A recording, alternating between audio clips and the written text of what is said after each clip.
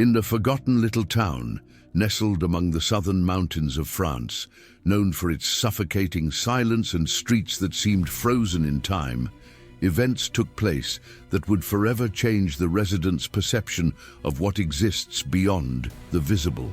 This town, called Sinclair, had fewer than 2,000 inhabitants, most of them elderly, who seemed to carry in their eyes the weight of secrets that would never be revealed. At the heart of this town stood an old Victorian mansion, the Leroux House, known by the locals as the House That Whispers. It was said that on nights of thick fog, when the wind cut through the broken windows and the trees swayed as if brought to life, one could hear muffled voices and long cries coming from within. The house had been abandoned for nearly 20 years after the Leroux family mysteriously disappeared during a winter storm that brought down several trees and left the town isolated for days. The last one seen alive was the patriarch, Henri Leroux, a retired librarian who spent his days cataloging rare books in his small studio downtown. The first story to emerge, and many swore it was true, came from a young man named Marcel, who worked as a night watchman at a nearby furniture factory. Marcel was 27, with dark hair and a weary look, as if burdened by something that terrified him. One November night, he was assigned an extra patrol near the Leroux house after some residents reported seeing lights on and shadows moving past the windows. Disbelieving, Marcel decided to investigate on his own. As he approached the house, a chill crawled from the nape of his neck down his spine like an icy current. He saw a faint light inside the main room, a sort of bluish glow that seemed to pulse in sync with his own heartbeat. When he entered, the air was heavy, damp, and thick with a smell that mixed mold with blood. He heard slow footsteps upstairs, and when he looked at the staircase, he saw the silhouette of a woman in old-fashioned clothes, her face hidden by a filthy veil. Marcel tried to call out, but his voice was shaky and barely audible. The figure turned slowly, revealing a pale, disfigured face, with deep black eyes that seemed to swallow the surrounding light. He ran, but felt something grab his ankle. When he looked back, he saw a skeletal hand emerging from the stairwell floor. Marcel was never the same after that night. He spent months in a psychiatric hospital, suffering from insomnia and nightmares, in which the woman and the hand chased him relentlessly. As Marcel struggled to recover, another shocking story came to light, this time involving the town's former schoolteacher, Madame Isabelle, a 62-year-old woman known for her strict discipline and mysterious past. She lived alone a few blocks from the Leroux mansion and claimed to have had direct contact with the spirits in the place.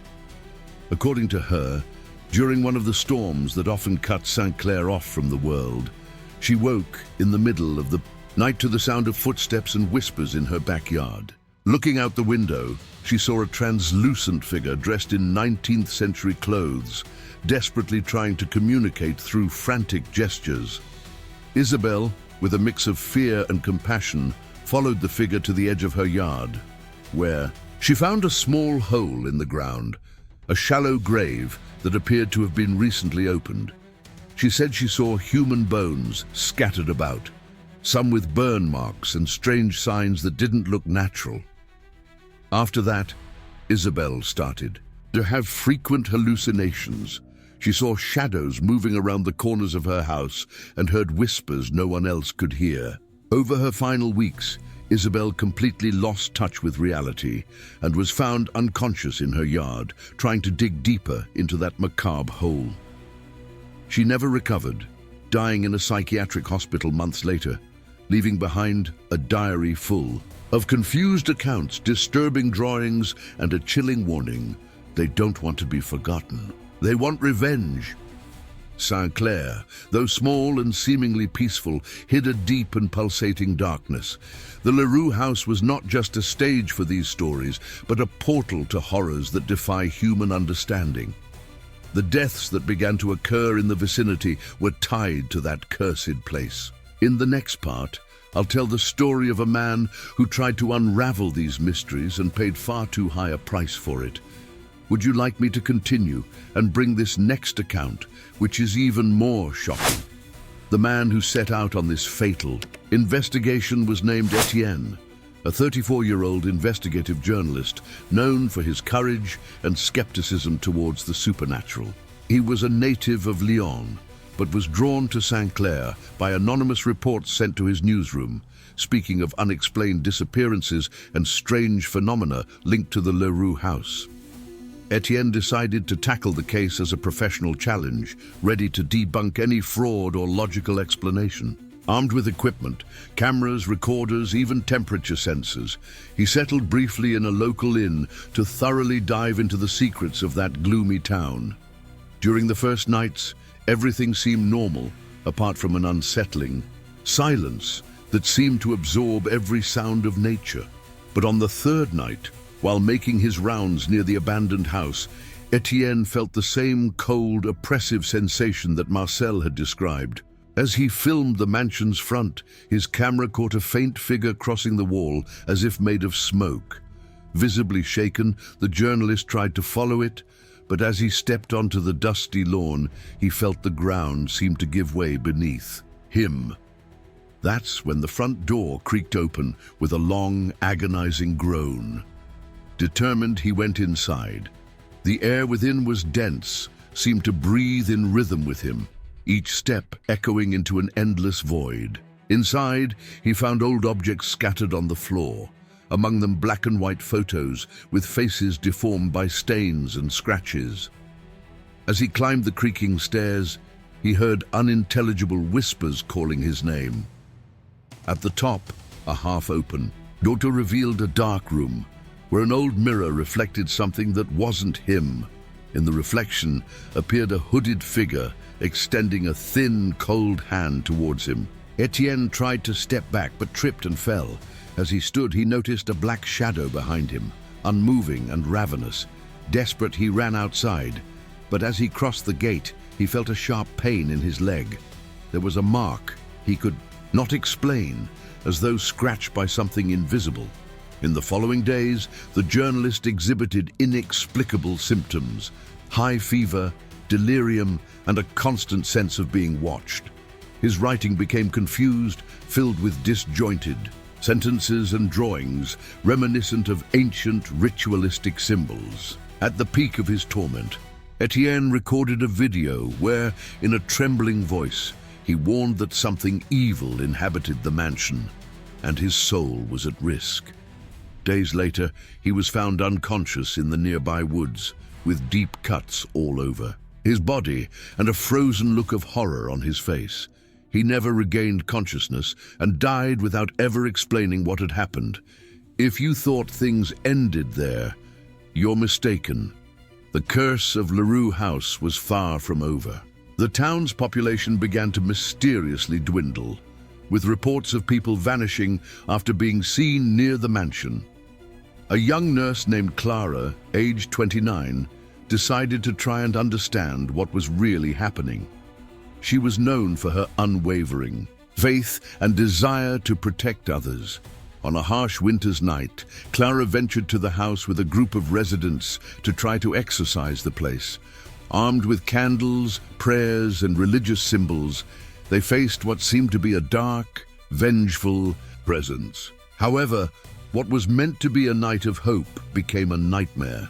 An icy wind swept through the house, snuffing out the candles and plunging the group into total darkness. A horrendous scream shattered the silence, followed by the sound of chains dragging across the floor. When the light returned, Clara was lying on the floor, eyes wide open, with a strange, almost demonic smile. Residents tried to help her, but she disappeared in an instant, leaving behind a trail of blood leading to the forest. She's never been seen again, and her body has never been found. And this is where I ask you, watching now, one thing. Have you ever felt that chill in your chest, a fear you can't quite explain? If you've ever experienced something strange or know a story like this, tell me down in the comments. I want to know the most terrifying moment you've ever lived. No need for monsters or ghosts, just that unexplained chill down your spine. And if you're not yet part of this community exploring the darker side of the unexplained, be sure to subscribe to the channel. Here, every account is a window to the unknown, and together we explore what many fear to face. Clara's disappearance only intensified the ominous aura surrounding Sinclair, and it wasn't long before new, even more chilling stories began to emerge.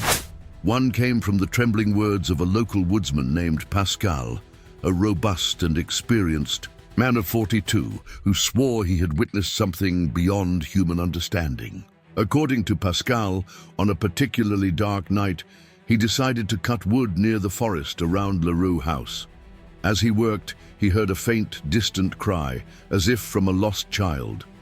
Driven by curiosity, he followed the sound to a clearing where a small, antique cradle rocked on its own, surrounded by a thick mist that seemed to absorb every bit of light. Pascal shuddered when a translucent figure appeared beside the cradle, a woman with long, tangled hair, hollow eyes, and a smile, revealing broken teeth.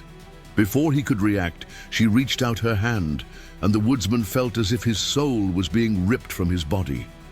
He ran in terror, but looking back, saw the figure gliding after him, never touching the ground.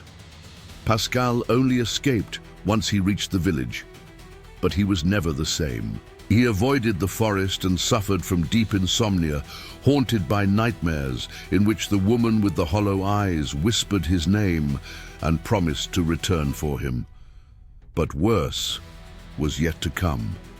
Another victim of this curse was Marie, a 28-year-old teacher who'd come to Sinclair to work at the local school. Known for her courage and optimism, her encounter with Leroux House changed everything. One afternoon, walking home after a lesson, Marie was drawn by the sound of distant music, like a piano playing a sad, mesmerizing melody. Following the sound, she reached the mansion's gates, where the music seemed to come from a candle-lit room. Curious, she entered and found an old piano, the keys moving by themselves. When she touched a key, she felt a sharp pain in her chest, and her vision blurred. When she regained consciousness, she was lying on the floor with deep scratches on her arms and a red circle-shaped mark on her wrist. In the days that followed, Marie began to hear the same melody in her mind, even when she was alone. The music consumed her, bringing dark thoughts and an uncontrollable urge to return to the mansion. Her colleagues noticed her drastic change. She became isolated, pale, frightened, and sometimes disappeared at night without explanation. In her final attempt for freedom, Marie wrote a letter to a close friend, detailing her struggle against the house's influence and pleading for help.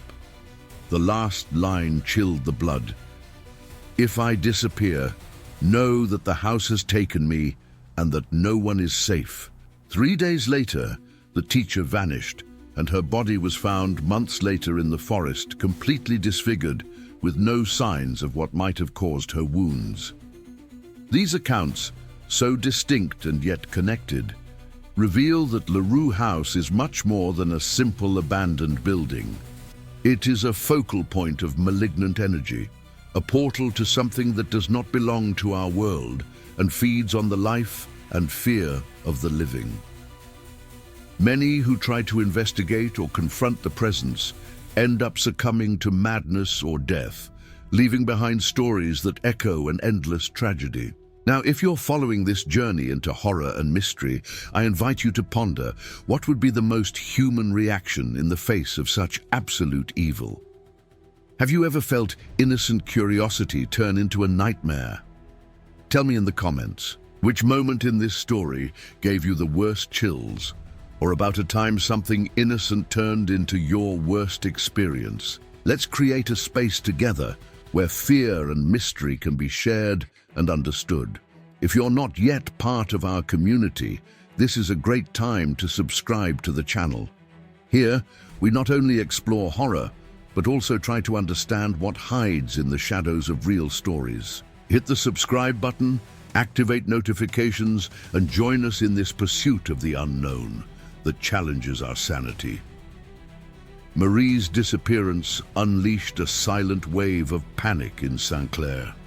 The sensation that something evil was awakening there took hold, and people began to avoid any mention of Leroux House and its surroundings. However, there were still those, out of curiosity or desperation, who dared approach the mansion to try to understand what was happening.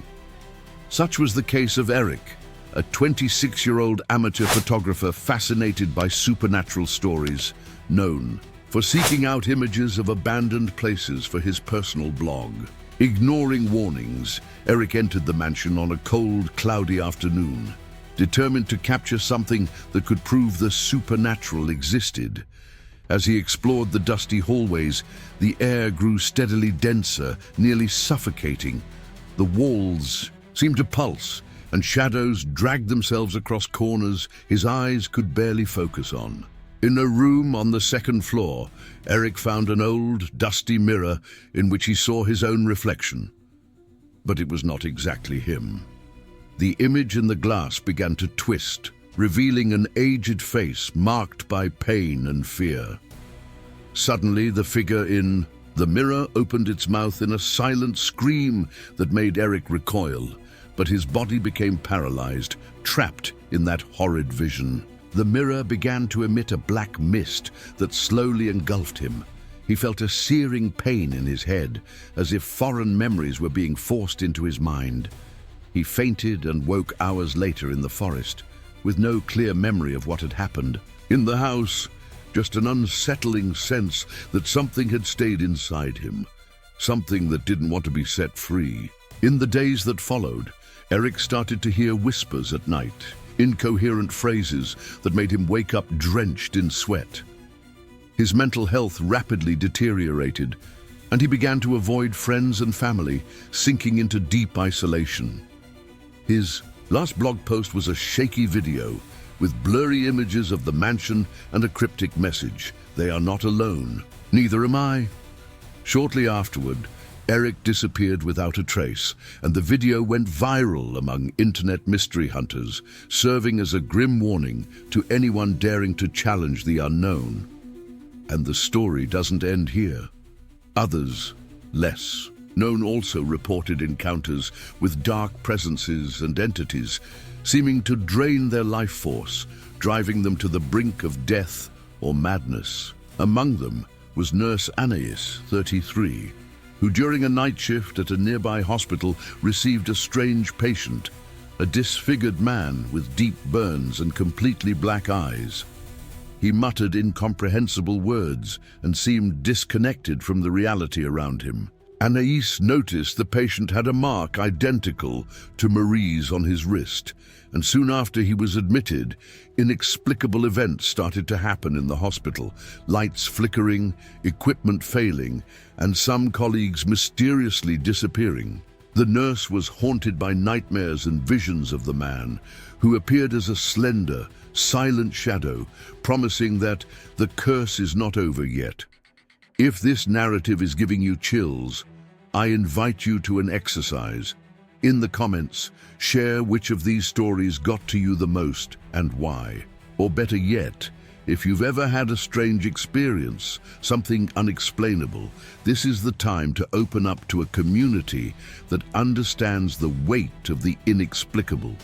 Instead of the usual like and share, I want you to write something deeper, a sincere story, a doubt, maybe even a theory about what might be happening to these people. And of course, if you're not a part of our group yet, subscribe to the channel so you won't miss any dark stories, and to join in discussions and exchanges you can only find here. As terror spread through Sinclair, the truth behind Leroux House began to emerge in fragments of old stories and chilling accounts reluctantly shared by the oldest residents. The mansion, built in the 19th century by a powerful family of textile industrialists, had a history marked by tragedies and occult rituals. It was said that the matriarch, Heloise Leroux, was involved in forbidden practices aiming to control. Life and death, opening doors to entities that did not belong to this world. The victims, like Marie, Eric and Anais, were not the first, and certainly would not be the last to cross paths with these dark forces. What seemed like a family curse turned out to be a living presence, hungry for souls, capable of infiltrating the mind and body of anyone venturing too close. Accounts suggest the house feeds on fear, despair and loneliness, manipulating victims until they descend into madness or death. On a stormy night, a team of paranormal investigators entered the mansion in hopes of capturing definitive proof and perhaps freeing the souls trapped inside. Equipped with cameras, motion detectors and sound recording devices, they crossed the rusty gate, unaware they were facing something far beyond human comprehension. During their vigil, they recorded whispered voices turning into piercing screams, translucent figures appearing and disappearing on the walls, and a cold that seemed to freeze the soul. One member, Thomas, a psychologist specializing in trauma, began to show signs of possession, speaking in ancient tongues and suffering violent convulsions. In their attempt to save him, the others were attacked one by invisible forces, and the last footage shows the room being consumed by shadows moving like tentacles. The local police found the house sealed, the equipment intact, but no sign of the investigators. Since then, the mansion has remained isolated, watched only by those who fear what could emerge if the darkness contained within were ever set free.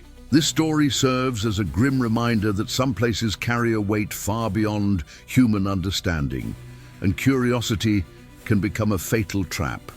If something has a cost, that cost is often more than we are willing to pay. Now, I leave a warm invitation. For you who have come this far, subscribe to the channel so we can continue our journey together into the unknown, where every story has the power to remind us of what we cannot see, yet must respect. Share your own experiences or feelings stirred by these stories in the comments and become part of our community, which seeks to understand and face fear with courage. Don't forget, here, every account is a door to the inexplicable, and your voice is essential, so these shadows are not left alone in the dark.